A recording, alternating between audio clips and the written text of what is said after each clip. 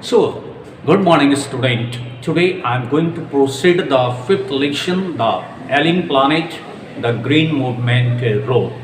In this lesson, we will read the gradual deterioration of our environment. We shall read the planet Earth is no more a pleasant place for habitation. In this chapter, we will read the fisheries, forest, grassland, and cropland need to be preserved and protected. And we shall also read the author emphasized to avoid population explosion and stop perpetuation of poverty. Here, the green movement is the only hope for this planet and the survival of human race. Now, I'm going to explain line by line.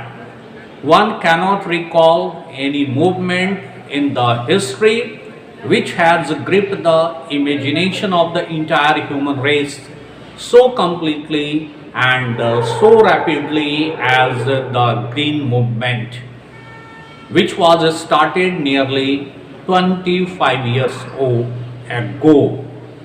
Green movement यानी कि हरित क्रांति जो करीब 25 साल पहले शुरू हुआ हमारे देश में, तो मानव के इतिहास में समस्त मानव जाति का सोच को नियंत्रण करने वाला एकमात्र आंदोलन और वह है ग्रीन मूवमेंट। और इससे ग्रीन मूवमेंट की शुरुआत 20 साल पहले हुई। In 1972 the world's first wide green party was founded in New Zealand. 1972 को विश्व का पहला ग्रीन पार्टी की स्थापना न्यूजीलैंड में हुई थी। Founded means set up.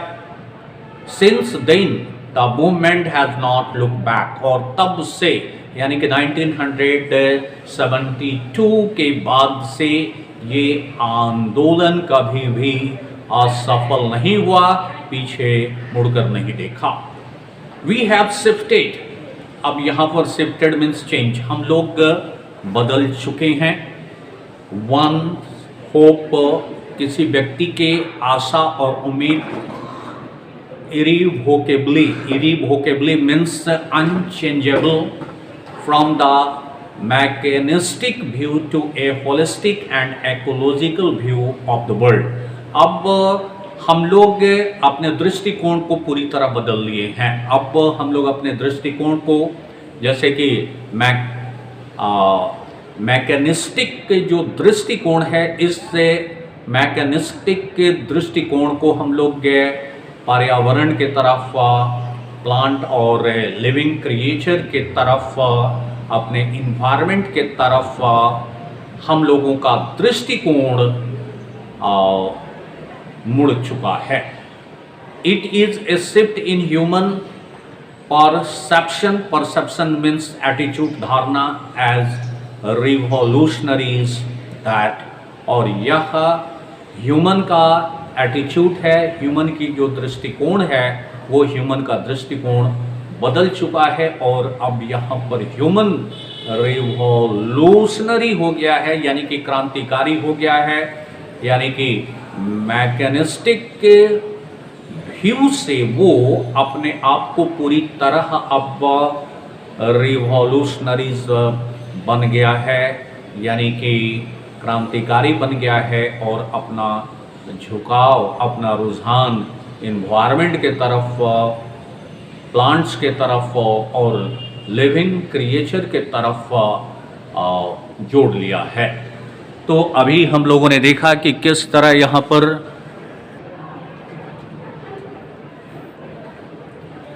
After that it is a shift in human perception as revolutionaries, यानी कि ह्यूमन का दृष्टिकोण अब बदल चुका है, एक क्रांतिकारी के रूप में that introduced by Copernicus. Copernicus, who taught mankind in the 16th century that the Earth and the other planets revolved around the sun. कहने का मतलब है कि जब पहले मानव का जो धारणा था इस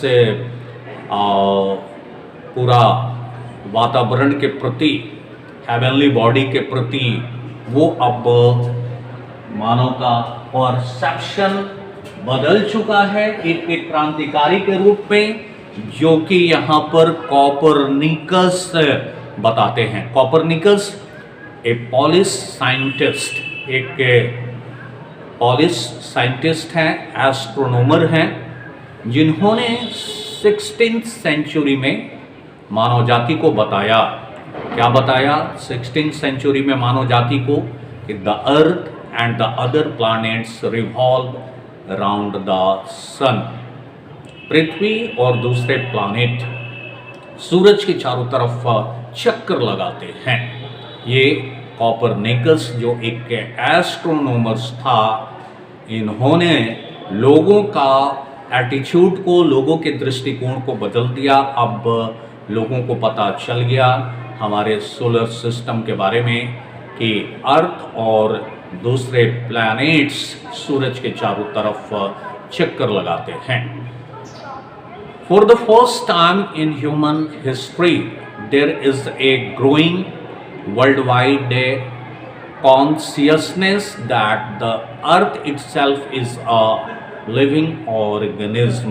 पहली बार मानव के इतिहास में एक के विश्वव्यापी लोगों का कॉन्शियसनेस यानी कि लोगों का अवेयरनेस, जागरूकता विकसित हुआ कि ये जो पृथ्वी है वो स्वयं एक लिविंग ऑर्गेनिज्म है, पृथ्वी स्वयं एक प्राणी है. And enormous being of which we are part. Enormous means huge, being means a living thing of which we are parts. और हम मानव जाति इसके अंग हैं. तो ये कॉपरनिकस ने बताया, लोगों को पता चला कि हम इस पृथ्वी के एक अंग हैं और it has its own metabolic needs and vital processes which need to be respected and preserved. It has its own metabolic needs, यानी कि पृथ्वी का अपना मेटाबॉलिक नीड है, यानी कि एक केमिकल प्रोसेस जिसमें लिविंग थिंग फूड को एनर्जी में चेंज कर देता है. लिविंग बीइंग फूड को, लिविंग थिंग फूड को एनर्जी में चेंज कर देता है, केमिकल प्रोसेस है. तो यहाँ पर बताया गया है कि जो it has its own metabolic needs, यानी कि पृथ्वी का अपना मेटाबॉलिक नीड्स है, अपनी आवश्यकता है, वह फूड को एनर्जी में बदलता है. And vital process which needs to be respected and preserve, और एक बहुत ही महत्वपूर्ण गतिविधि है, ढंग है, जिससे रेस्पेक्ट करने की ज़रूरत है और जिसे प्रिजर्व यानी कि स्टोर करने की ज़रूरत है. The earth vital sign reveal a patient in decline health. यहाँ पर पृथ्वी का जो वाइटल साइन है, यानी कि पृथ्वी का जो यहाँ पर मेंटेन्ड जो चिन्ह है, यह दिखाता है कि पृथ्वी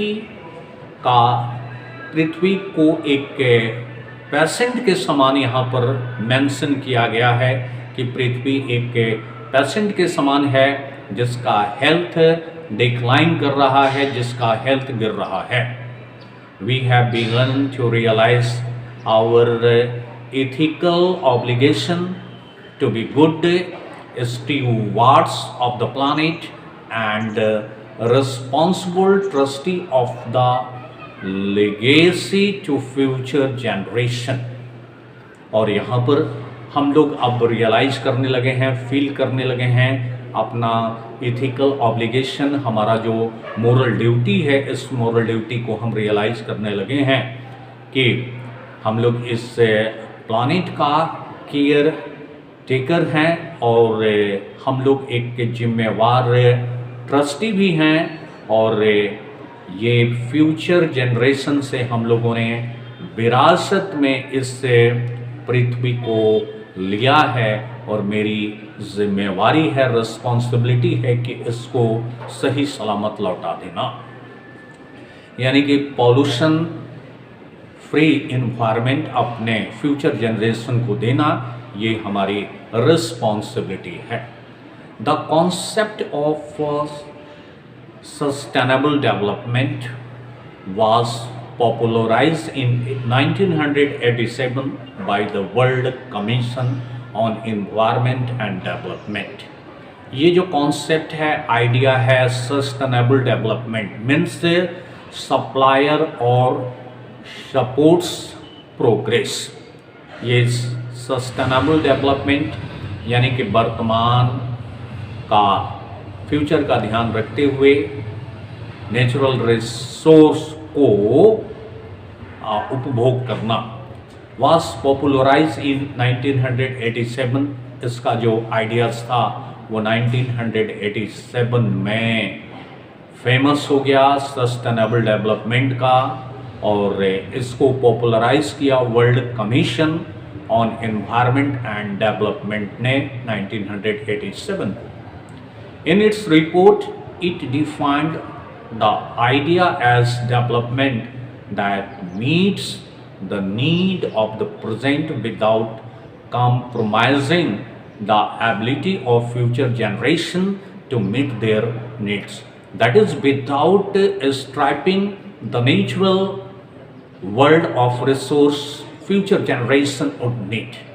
तो यहाँ पर अपने रिपोर्ट में world Commission on Environment and Development ने अपने रिपोर्ट में यह इस आइडिया को डिफाइन किया है कि ये जो डेवलपमेंट है जो कि प्रेजेंट की आवश्यकता को पूर्ति करे और फ्यूचर जनरेशन का एबिलिटी का बिना समझौता किए हुए, ताकि उनकी आवश्यकता की पूर्ति हो जाए, यानी कि बिना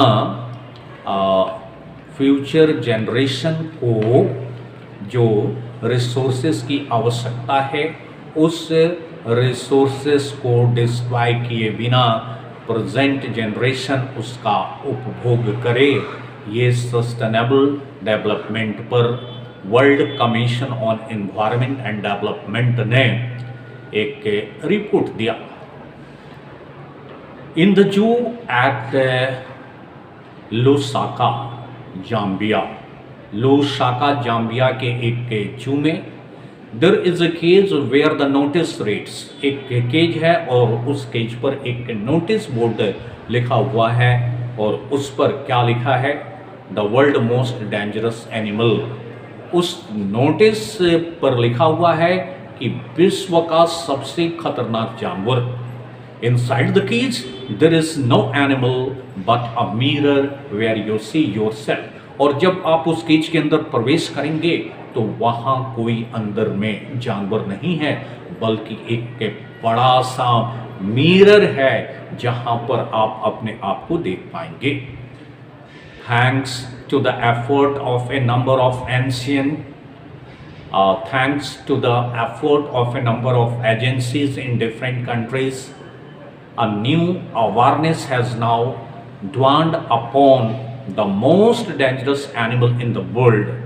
और ढेर सारा डिफरेंट कंट्रीज़ में ढेर सारा एजेंसी का ने जो प्रयास किया, उस प्रयास का मैं धन्यवाद देता हूँ कि उन्होंने एक नया अवेयरनेस, एक नया जागरूकता उत्पन्न कर ली है और अब यह स्पष्ट हो चुका है कि सबसे खतरनाक जानवर इस विश्व में मानव है। He has realized the wisdom of shifting from a system based on domination to one based on partnership. Or he has realized the wisdom of shifting from a system based on domination to one based on partnership. अब यहाँ पर मानव चतुराई को महसूस कर चुका है कि एक के सिस्टम से हम शिफ्ट करें जो सिस्टम डोमिनेशन पर आधारित है, यानी कि कंप्लीट कंट्रोल पर आधारित है, to one based on partnership, जो पार्टनरशिप पर आधारित पूरी तरह एक दूसरे पर नियंत्रण का यह सिस्टम है। कहने का मतलब है कि मानव रियलाइज किया है कि इस सिस्टम को शिफ्ट करने का, विजडम को शिफ्ट करने का, यानी कि बुद्धिमत्ता को शिफ्ट करने का, कि ये जो पूरा पृथ्वी है इस पर किसी एक व्यक्ति का नियंत्रण नहीं होना चाहिए, बल्कि इस पर पार्टनरशिप का नियंत्रण होना चाहिए, इस पर साझा नियंत्रण होना चाहिए। तो इस वीडियो में बस इतना ही। That's all. Thank you. Keep learning and keep practising. Have a nice day.